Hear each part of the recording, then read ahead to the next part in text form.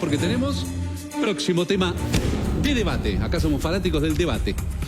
Trabajo. ¿Cuánto querés ganar? Atención con esto, ¿eh? Vamos a hablar de este mundo, del mundo de las entrevistas laborales, cuando tenés que sentarte a negociar o acordar un sueldo, cómo somos con el tema del dinero y qué concepto tenemos. Nos metemos en el tema con este video, mirá. ¿Cuánto querrías ganar? Decime vos cuánto vas a pagar. Es que claro, preguntarle a quien quiere el trabajo le conviene mucho más a la empresa que a los candidatos. En Europa esto está cambiando porque las empresas a partir de junio van a tener que informar el salario o la banda salarial en la búsqueda laboral. Mientras tanto, en Argentina lo más común es que te pregunten a vos. El resultado es que los salarios pretendidos subieron apenas 13% interanual contra una inflación del 32%. O sea, los trabajadores argentinos ya están pidiendo menos de lo que deberían en términos reales. Ojo que en Europa esto es algo nuevo. Ahora el salario tiene que estar en el anuncio o a más tardar te lo tienen que decir antes de la primera entrevista sin que lo tengas que pedir. Y queda prohibido que te pregunten cuánto ganabas antes. Si encima la empresa arranca la negociación desde lo que vos declarás que ganabas antes, el piso de la negociación ya está pisado por inflación pasada. Otro punto interesante es que las empresas no van a poder ni sancionarte ni prohibirte que reveles cuánto ganas ni que preguntes cuánto ganan colegas que hacen trabajos similares. Esto es lo que está pidiendo el argentino promedio para trabajar hoy. ¿Vos estás lejos o cerca de este monto? ¿Deberíamos saber de antemano cuánto pagan los trabajos para ver si postulás o no? Bueno, muchas cosas que nos deja este video, para debatir, preguntar, interiorizarnos. Y para ello, una especialista que ya estuvo con nosotros en el programa alguna vez, Ximena Gauto Acosta, que es especialista en empleo, en tecnología y docente también. Ximena, ¿cómo estás? Bienvenida. Aquí Julián y todo el equipo te saludamos. ¿Qué tal, Julián? Buenas tardes. Un gusto estar acá con ustedes. Y de alguna forma esto nos plantea algo que está pasando en Europa y que uno siente lejos, es que se lanza algo que se llama la Directiva de Transparencia Salarial a partir de junio, donde lo que se pide específicamente es que se publique cuál es el valor que está dispuesta la empresa a por ese pagar. puesto, ok. Y de alguna forma lo que genera eso es la posibilidad primero de achicar la brecha, ¿no? La brecha salarial entre hombres o mujeres, que en Europa es de entre un 11 y un 15%, pero lo interesante es que te da información antes del primer contacto, porque también convengamos que cuando uno busca trabajo, dedica un montón de tiempo y energía, y vos por ahí haces 2, 3, y a la cuarta entrevista te dicen cuánto querés ganar, y ahí entra en juego algo que se llama el sesgo de anclaje. A ver. Y el primero que tira un número en una negociación es de alguna manera el que pierde. ¿Por qué? Porque el sesgo de anclaje es una característica que tenemos las personas y en una negociación el primero que dice cuánto espera setea el número sobre el cual vamos a operar. Si digo un número alto ahí, Ximena, no sé si uno se animaría a tirar un número alto en una entrevista de trabajo porque también tenés miedo a quedar excluido por ser caro, pero está medio como comprobado que uno tiraría un número amigable, quizás en esa ocasión, ¿no? En ese contexto. En ese contexto, si vos estás buscando trabajo, probablemente tires un número mucho más amigable y te quedes por debajo quizás de lo que necesitas. Entonces, de alguna forma, la remuneración pretendida que no esté explicitada es una desventaja para el candidato. Claro. Porque de alguna forma te obliga a vos a muchas veces tirarte a la baja. Y ahí es cuando negocias quizás una condición que no es necesariamente la que necesitas. Ximena, y si postulan, si ya comunican esto que decís, ¿no? Comunican ya el valor de ese, no me salía la palabra, el salario, digamos, el número. ¿Es posible que se negocie eso también o que se haga algún acuerdo, o que uno diga, mira, no estoy de acuerdo, pero puedo, pero me gustaría un poco más, o es algo innegociable?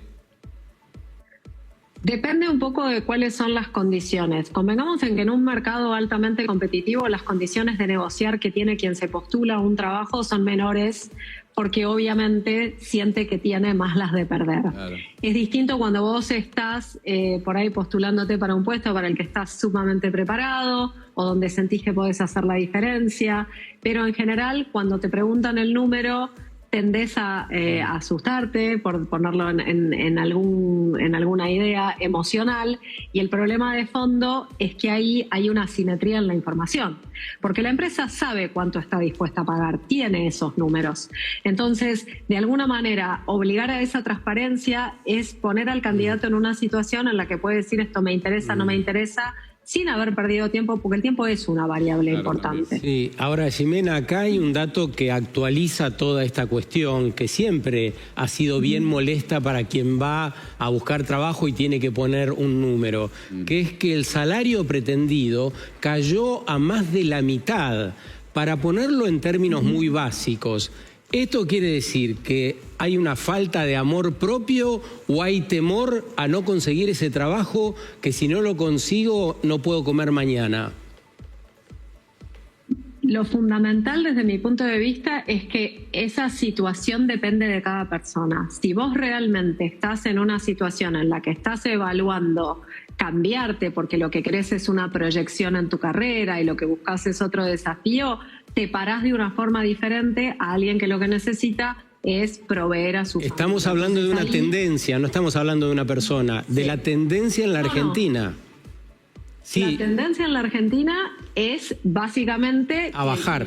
Es a la baja. Es a la baja. Pero ¿a qué obedece esa razón? Eso es lo que yo quiero saber. ¿A qué obedece que vamos a buscar un trabajo y estamos pidiendo menos de la mitad de lo que creíamos antes o que pretendíamos ganar? Eso me parece una cuestión bastante seria a atender, ¿o no? Creo que también tiene que ver con los niveles de empleo formal que tiene la Argentina. O sea, Argentina tiene un 43% de empleo formal y el resto es trabajo informal. Entonces ahí tenés una tendencia donde básicamente se va a pedir menos porque es un bien escaso el trabajo formal. Entonces ahí es probablemente donde tengas la razón por la que cuando hay una oportunidad pedís menos. Antes no lo era, no había trabajo informal. Sí, pero también lo que tenés hoy es un contexto en el que si vos mirás todas las variables que están afectando el mundo del trabajo, hay un temor a no conseguir otras cosas. Era más simple. Tiene que ver con tiene que ver con el contexto también. Claro. Digámoslo. Nunca es unicausal, es multicausal. Yo creo que las condiciones de transformación que estamos teniendo, todo lo que tiene que ver con puestos que se reconvierten, con tareas que se automatizan, con directamente categorías enteras de trabajo que van a desaparecer, van a generar, no solo en Argentina, sino en el mundo, una baja en la expectativa que tenés salarial, porque termina siendo mejor tener algo que no tener nada. Claro. ¿Vale? Sí, vale. Mi pregunta era... hay encuestas que circulan entre las empresas, de acuerdo a cada industria, de la banda salarial de cada área o puesto de trabajo. ¿De qué manera el postulante puede acceder a esa información? ¿Cuál es la fuente de información para por lo menos saber si la empresa no se lo va a decir, no le va a brindar esa información, por lo menos ir preparado lo más posible, ¿no? Dentro de lo que se pueda. Hay informes de bandas salariales. A ver, hasta acá esa información técnicamente es confidencial. En una empresa no está permitido, que es un poco también lo que dice en el video, a partir de ahora no te pueden penalizar por contar cuánto ganás, pero en general en las organizaciones no están disponibilizados los datos de cuánto se gana por puesto. Sí hay informes, hay algunos informes de Randstad que incluso se pueden consultar en sistemas de inteligencia artificial. Vos podés entrar a Gemini y preguntar cuáles son las bandas salariales para 2026 y vas a tener información fidedigna. Siempre la consigna es pedirle a la inteligencia artificial que use fuentes certificadas y auditables, y esa es una manera de entender cuál es la banda de salarios. ¿Qué pasa? Esto cambia empresa a empresa. Vos podés estar frente a un mismo puesto, hay empresas que pagan más que otras. Entonces ahí es como algo como mucho más finito para ir a negociar en su momento. Lo que sí podés saber es piso y techo. Y cada uno de nosotros puede elegir cómo se para. Ximena, vos también decías que esta es una tendencia en Europa ya a publicar cuál va a ser la remuneración por esos puestos. ¿Hay algo cultural también que vos sepas o que notes entre Argentina y quizás otros países del mundo con respecto a decir cuánto uno gana o decir cuál es el salario? Acá quizás es más reservado, en otros países se sabe más o acá se está empezando a conocer más, tal vez. En general, en el mundo anglo hay menos problemas para decir cuánta plata uno gana, y yo eso lo he visto de primera mano trabajando con empresas norteamericanas. Sí. O sea, nunca me pasó, como sí me pasó trabajando con una empresa americana, que una líder de un equipo o un líder de un equipo arengue a las personas a decir, nosotros acá estamos para trabajar, para pasarla bien, para ganar plata. Acá en el mundo latino somos mucho más pudorosos culturalmente en decir cuánto ganamos, compartir datos y ese tipo de información no es tan habitual. Me parece que culturalmente en otros países eso es más común. Acá no hablamos mucho de sueldo y somos mucho más pudorosos para hablar del dinero. ¿Pero sentís que se está empezando a hablar más? Es cultural. ¿Se está empezando a hablar más ahora? ¿Puede ser o no? Sí, empiezo a tener esa sensación. No tengo un dato fidedigno que te diga lo sustento. Es simplemente mi intuición. Lo que dice es que estamos empezando a perder el miedo a hablar del valor que tiene el dinero para nosotros, a hacer una conexión, por ahí si se quiere, más de amor propio, ¿no? Como decían antes, decir, mi trabajo vale y mi esfuerzo vale, pero por otro lado hay una realidad que es la que hablábamos antes, que es un mercado laboral en plena transformación. Ahora, Ximena, ¿qué pasa? Vamos a ir viendo cómo se transforma. Sí, ¿qué pasa cuando vos querés cambiar de trabajo? ¿Te conviene decir que ya estás trabajando pero que estás buscando otra cosa para que esa nueva empresa sepa que vos ya tenés y entonces no entras, digamos, en tan bajo puesto de ansiedad, por decirlo de alguna manera, para conseguir ese nuevo trabajo? ¿O es mejor no decirlo? Yo creo que eso depende, entra en la dimensión personal. Desde mi punto de vista, siempre parece más apetecible un candidato que está en este momento actualmente en una posición y que lo que busca es crecer y de alguna manera lo que busca es expandirse. Por ahí desde la posición en la que uno se para se siente más confiado en que tiene un valor para aportar. Mientras que cuando estás del otro lado sentís que estás operando en déficit y que de alguna forma por ahí sos menos apetecible. Lo que yo creo es que lo más importante que tiene que transmitir es cuáles son las habilidades que está dispuesto a entregar. Pero siendo práctico, ¿conviene o no conviene decirlo? Conviene. Si vos sos alguien de recursos humanos y se presenta alguien, un candidato a un puesto y te dice, mira, yo ya tengo trabajo, pero estoy buscando mejorar. Contame cuáles son las necesidades que requiere la empresa para que yo esté aquí. Vos decís que es perjudicial. No, yo lo que digo, no digo que sea perjudicial o no, yo lo que digo es que alguien que está buscando mejorar, por ahí está percibido como que, le tengo que dar razones para que me elija. Mientras que una persona que está en la búsqueda, lo que tiene que transmitir muy claramente es que no está dispuesta a hacer cualquier cosa o asumir cualquier tarea o aceptar cualquier sueldo. Por eso te deja mejor posicionado para negociar. Entonces puede ser que yo no tengo trabajo hoy, pero eso no significa que voy a quedarme con cualquier oferta. Tentame porque tengo mis opciones abiertas. Hay que hacerse valer de alguna manera. Como hacerse valer, pero sin pasarse. Igual tampoco, estamos todos, yo por lo menos creo que la mayoría de las personas que trabajan por un sueldo, estamos todos de acuerdo en que al único que perjudica no saber el sueldo es al trabajador. Es una caradurez por parte de las empresas hacerte perder tu tiempo en una entrevista de 1 hora preguntándote todos tus datos personales sin que ellos consideren necesario darte el sueldo. O sea, me parece hasta una falta de respeto. Por lo general te lo dicen último. Claro, porque además tu tiempo es tan valioso como el mío. Entonces, sentar a alguien y decirle, vas a tener no una, vas a tener 5 entrevistas y no decirte cuánto vas a cobrar hasta la tercera, me parece de una cara, es de caradura, no tiene otro nombre. Sí, yo la visión que tenía era, si una empresa me dice, mira, para el puesto hay esto que podés ofrecer vos, ahí uno tiene que sacar las herramientas, digamos, pero el sueldo ya lo tenés claro. Es esto, al mejor postor de lo que pueda dar. Pero por el otro lado, cuando preguntan cuánto querés ganar, me parece a mí mejor jugar con el techo, no sé si está bien, te lo pregunto también, jugar con el techo y dejar abierta la posibilidad que se puede negociar. Pero un sueldo quizás aspirar mucho más, que puede inquietar también del otro lado de la empresa por qué se autovalora ese nivel, ¿no? Pero que lo puedo negociar, como tirar el techo y después de ahí bajamos, porque si me tiro un techo muy bajo, terminamos, la empresa también va a especular, porque sabe hasta cuánto va a pagar. Ahí entran en juego como múltiples variables. Yo creo que uno tiene que tener una valorización de lo que hace. Coincido en que quien tiene que transparentar qué es lo que tiene para ofrecer es la empresa, porque si no, el problema de fondo que tenés es que hay una asimetría en la información. Claro. Porque si yo tengo que decidir o yo tengo que poner ese techo o ese límite de cuánto espero, quien corre más riesgo es la persona que busca. La empresa ya tiene un techo y un piso. Claro. Entonces, me parece que este tipo de legislaciones que se orientan a transparentar la información cuidan el tiempo de las personas, cuidan que uno elija dónde quiere realmente postularse y también muestran cuánto el mercado está dispuesto a pagar por las tareas que yo puedo hacer.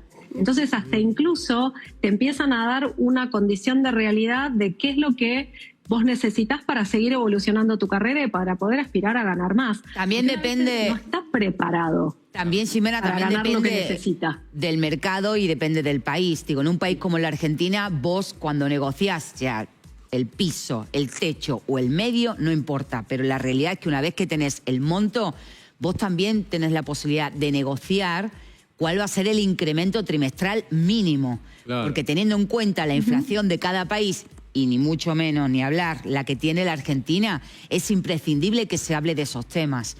Porque luego es, bueno, cuando pasen 6 meses hablamos. No, 6 meses no. Acordemos cada cuánto tiempo nos vamos a sentar y cómo vamos a establecer el incremento del sueldo. Porque la realidad es que si no, toda esa negociación que llevó un estrés para el trabajador y también un estrés, ¿por qué no?, a la persona de recursos humanos que está negociándolo, se vuelve a repetir trimestralmente o semestralmente. Sí, es una tensión de nuevo. Es perpetuar el desgaste. Claro. Teniendo en cuenta esas múltiples variables que has citado reiteradamente, el tema del cambio en la forma de los trabajos, de la inteligencia artificial, ¿podrías ofrecernos una proyección para la región o para la Argentina si esos salarios, esos puestos laborales que van a quedar, los que quedarán en definitiva, van a ser mejor o peor pagos? Hay una tendencia, de hecho hay una empresa norteamericana que tuvo un rendimiento muy alto y echó al 25% de sus empleados y ofreció sueldos de hasta $1 millón para aquellas personas que pudieran mostrar cómo aumentaban su impacto a través del uso de inteligencia artificial. Entonces, ya hay algunos marcadores que... ¿Cuál es esa empresa? Ahora no, a ver si calificamos. Pensando mientras... Porque el dato que tiraste es muy fuerte, $1 millón, no sé quién gana. Pero ¿cómo $1 millón? Es una empresa hablando de la región. Desarrollo y tecnología, no es la región, es Estados Unidos, pero lo que sí te marca estas son las excepciones. Claro, es como debe cuando ser un el que era el tipo que gana un fundador palo. de Twitter... Exacto, el fundador de Twitter, Jack Dorsey, hace unos meses atrás dijo: yo voy a eliminar el 40% de la plantilla de gente que tengo y lo vamos a reemplazar con inteligencia artificial. Son grandes postulados que ganan, obviamente, espacio en los medios. ¿Qué te marca esto? Que lo que viene para adelante es que la gente que pueda probar, que multiplica su capacidad de trabajo a través del uso de herramientas tecnológicas, va a acceder a mejores sueldos. No, a mí lo que me marca es que rajaron al 40% y un par de personas van a ganar un palo. No, es una interpretación diferente, me parece, Ximena.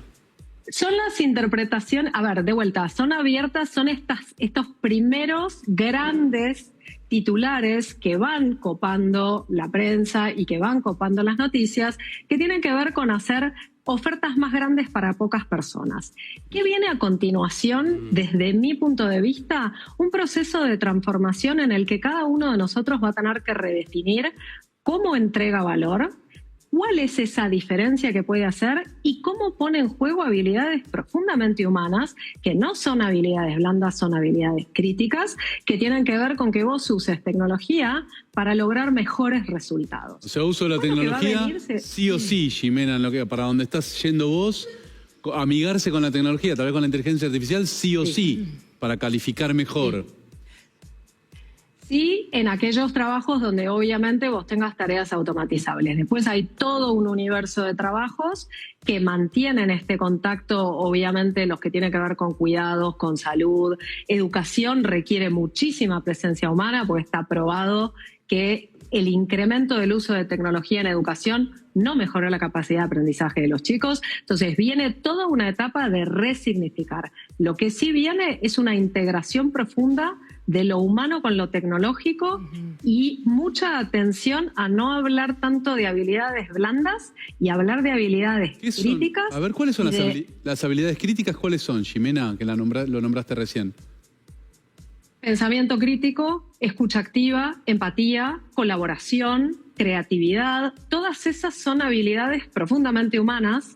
Y hasta acá nosotros valorábamos mucho el conocimiento técnico, ¿no? O sea, entonces era el que tenía una carrera técnica, tenía una perspectiva quizás más importante. Hoy esa capacidad de procesamiento la tiene la tecnología. Entonces, de vuelta, cambia el contrapeso.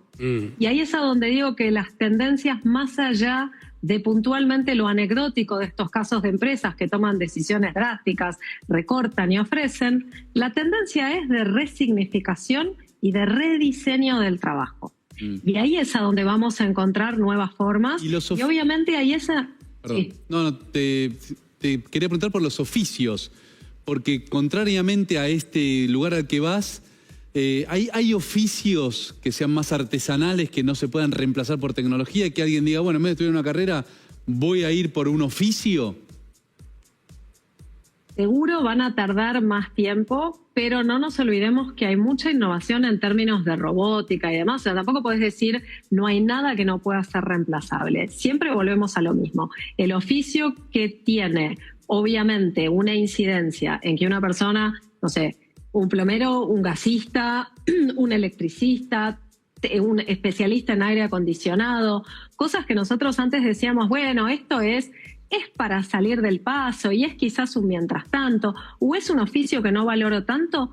Todas esas cosas tienen hoy la chance de resignificarse. Y ningún tipo de trabajo es menos valioso que otro. Son distintos. Pero en unos los que son valiosos no, pero en contraprestación sí. Si hablamos de dinero, sí hay obviamente puestos de trabajo que se van a valorar más o no, y eso implica dinero. Seguro. A mí me parece que lo que históricamente aprendimos con la industrialización era que esto de que las máquinas había que destruirlas porque iban a acabar con el trabajo de los obreros, con el tiempo todo se fue acomodando, pero es cierto que mucha gente en principio quedó en la calle y luego obviamente se acomodó. Lo que no hemos aprendido como sociedad es a prever cómo se puede hacer ese traspaso, esa transformación sin dejar heridos en el camino. Porque el problema es que nosotros estamos teniendo el caso de una billetera muy conocida, no solamente billetera, sino de venta online, que hizo una prueba piloto hace muy pocas semanas de atención al público. Eran 4.000 personas de atención al público cuando había algún problema de venta online. Y se dieron cuenta que el nivel de satisfacción con seres humanos era el 65%, y cuando probaron inteligencias artificiales preparadas para atención al público, el nivel de satisfacción aumentaba al 95%, y evidentemente esas 4.000 personas hoy por hoy está por ver si el año que viene renueva su trabajo, y estamos hablando de 4.000. Hay una cosa que nosotros tenemos quizás como experiencia, como humanidad, es que ninguna transición es sin dolor. Ninguna transición es automática en la que nosotros nos podamos acomodar, porque en general lo que vemos es lo que perdemos, no vemos lo que potencialmente podemos ganar. Y la verdad es que si miramos hacia adelante, no hay una claridad de hacia dónde claramente el futuro va a orientarse. Y el futuro no es una continuidad del pasado. Lo que sí es cierto es que muy rápido nos damos cuenta de las cosas que están 100% creadas por inteligencia artificial. Y, por ejemplo, contenido en redes sociales, hay una tendencia que es que los jóvenes, cuando miran algo, se dan cuenta en una fracción de segundo si está hecho con IA o no, y lo pasan. Y no le prestan atención. Las voces, hablar con una persona no es lo mismo que hablar con una máquina. Y escuchar una voz generada por tecnología todavía nos genera esa sensación extraña de esto es humano y no lo es. Entonces hay cosas que aparece al principio que van a ser 100% reemplazadas. Y luego lo que te pasa es que decís, no hay una aceptación. O sí, la tecnología evoluciona tanto que no te podés dar cuenta. Hoy lo que tenemos es esa fricción de vivir una transición para la que no estamos preparados, para la que no necesariamente tenemos herramientas y para la que claramente vamos a tener que hacer cosas distintas.